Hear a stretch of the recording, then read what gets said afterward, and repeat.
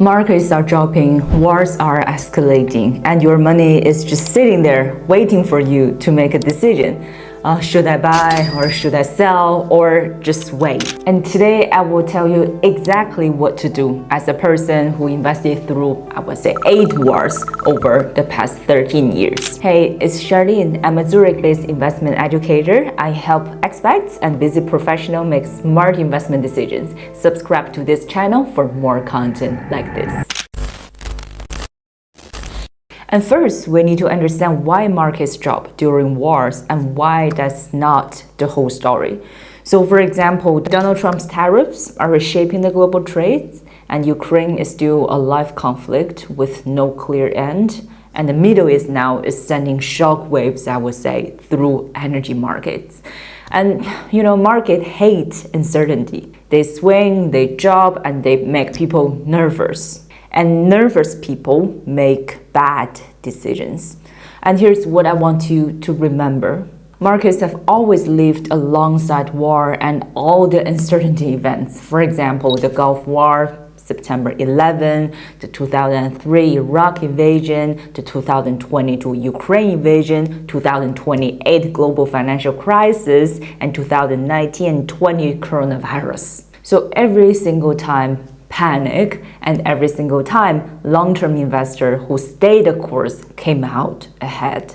It's not just me being optimistic, and this is history based on the past 10, 20, 30, 40, 50 years when fear is actually your best investment signal. And there's a principle that I believe deeply, which is when others are greedy, be fearful, and when others are fearful, be greedy. And right now, people are fearful, which historically means this is one of the better times to be putting money to work, not one of the worst. But this is critical. Investing more during uncertainty only works if you're investing in the right thing, in the right way, and for your specific life. So blindly buying more of the wrong strategy during a downturn is not brave. It is dumb. And the question is not whether to invest. The question is, how do you invest in a way that actually fits your life, fits you, so you do not panic, so you do not sell at the worst moment, and you come out stronger. So what should you buy now, right? This is where most people get it completely wrong. Like gold, cash, defensive stocks, bonds. But that question is missing everything that matters, because the right answer is completely different for every single person. And let me show you what I mean. Let's see persona number 1, Marco, 35 years old, and he's an expat from Italy. So Marco moved to Zurich 6 years ago, senior engineer at a pharmaceutical company, good salary, disciplined saver, okay? And his goal, he wants to buy a property in Switzerland in 5 years, and he's already building his down payment. And during this market dip, should Marco move that down payment money into equity because price looks cheap? No. That money has a job. It needs to be there, for example, in 5 years, intact. And a crash that takes time to recover can destroy his property plan completely. But should Marco stop investing altogether? Also no. So Marco needs probably 2 separate strategies: his down payment in stable, lower risk instruments, and his long-term wealth continuing to invest, actually using lower prices to his advantages. So 2 pools of money, I would say, 2 different strategies, 1 life plan. And now let's look at persona number 2, Alice, 22 years old. She's an expat from the UK. Alice arrived in Basel 2 years ago, and she works in technology, so as a software engineer, no mortgage, no dependents, and she wants to retire early, maybe 45, and eventually move to Spain for early retirement. And she has about 15 to 20 years runway, right? So for Alice, a market dip during geopolitical tensions is actually genuinely an opportunity. And she can invest aggressively into some high-risk investments, for example, like global equities or even cryptocurrency, and she can buy more even when prices are lower. She has time, right? So much time ahead of her to ride out whatever volatility comes next. And now let's look at example number 3, or persona number 3. So Christine, she is 55 years old and she's Swiss local. So Christine has lived and worked in Geneva her whole life, and she spent 25 years building a career in consulting, okay? And she wants to retire comfortably in 10 years. She's already 55. And she has a solid portfolio, real wealth built over decades. But now, the market is swinging, right? And she's watching those numbers move up and down every single week. So should Christine follow the same strategy as Alice? Absolutely not. So at 55, with retirement 10 years away, Christine needs balance. Yes, she stays invested. Yes, she still wants growth. But her portfolio needs more stability, right? Like more protection, more income generating assets. So a 40% correction that Alice can afford to ignore could seriously set back Christine's retirement. So her strategy must reflect where she is in life, not where someone else, half her age is. And now let's see persona number 4. Ravi, or Ravi, 40 years old, expat from India. So Ravi has been in Zurich for 8 years, and he and his wife both work. They have 2 kids, age 7 and 10. And his goal, he wants to make sure both children can study wherever they want, ETH, UCL, anywhere in the world. That means he needs real money, to be available in roughly 8 to 12 years. So for Ravi, this isn't about chasing maximum growth. Instead, it is about building a dedicated, goal-specific pot that grows steadily and is protected as that timeline gets shorter. So the same aggressive, equity strategy that makes sense for Alice, or the strategy that works for the 55-year-old Christine, could be completely wrong for Ravi's children's education fund. And do you see the pattern? So same country, same market condition, same scary headlines about wars, and 4 completely different correct answers. So this is why just buy gold during wars, or just hold cash, or just keep buying the S&P 500 is not a strategy, my friend. This is one-size-fits-all shortcut that ignores your entire life.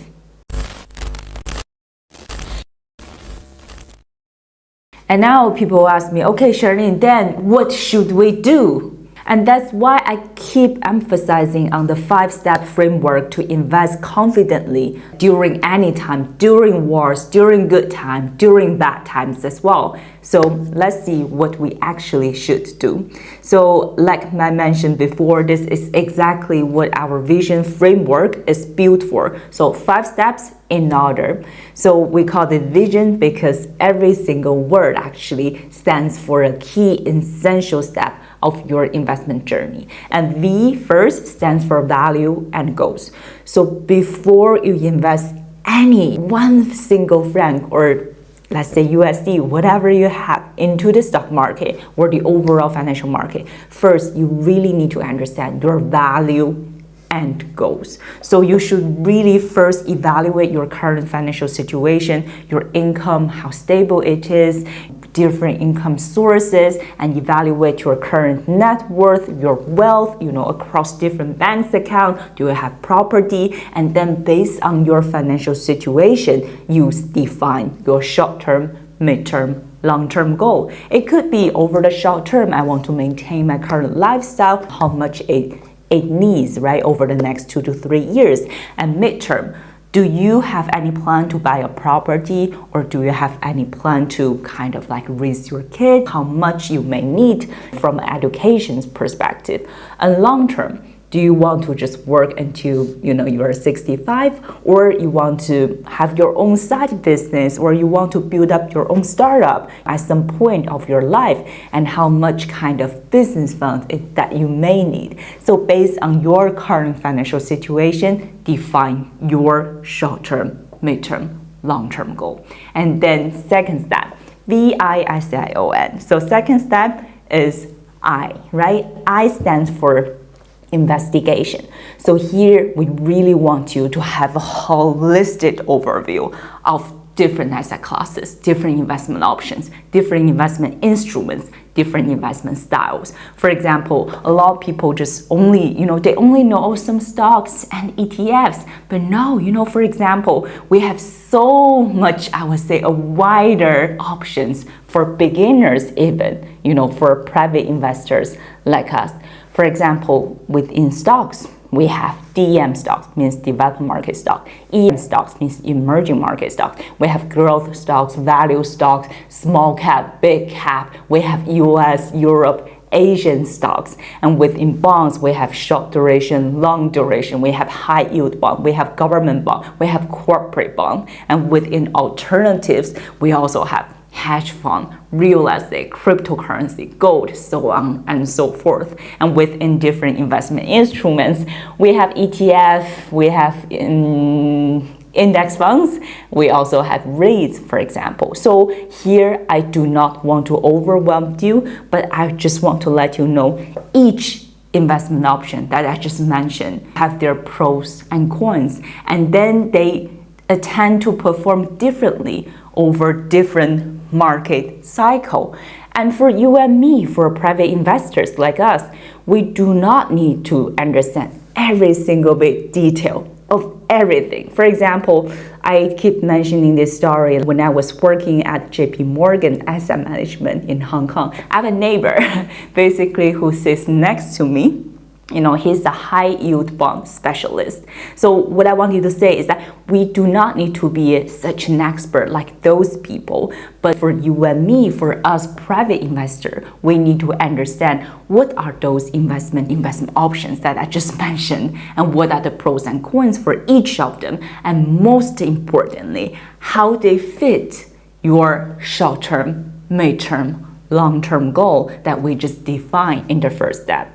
And then step number 3, what is VISION? Number 3 is S. S stands for strategy.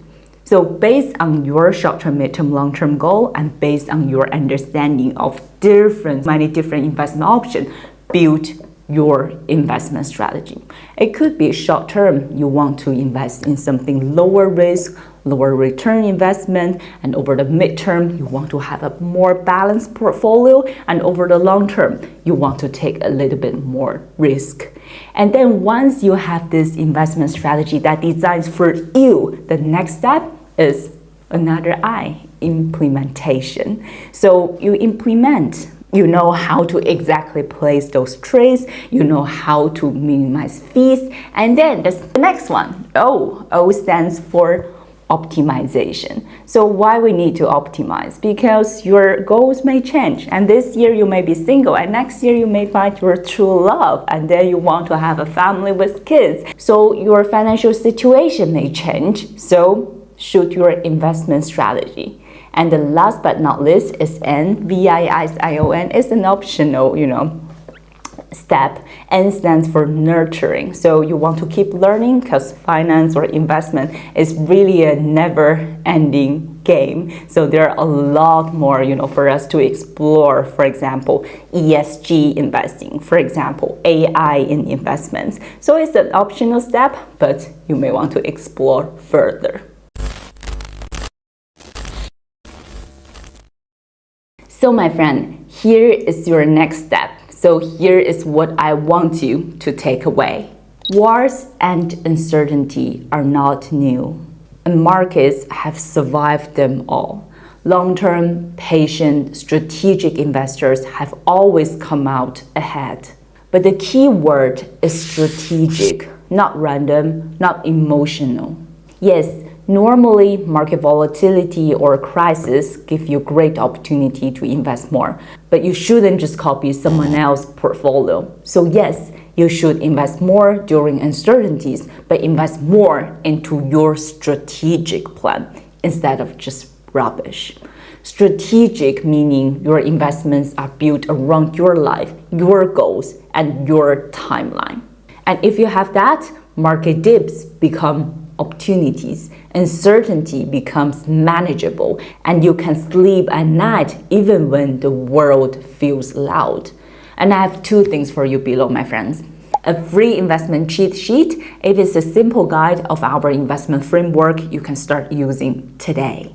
And second is a free investment class where I walk you through all the 5 steps with real examples and real portfolio built for people living and working in Switzerland. And both links are actually below. No pressure, no pitch, just clarity, because that is exactly what this moment calls for. I will see you there, my friend.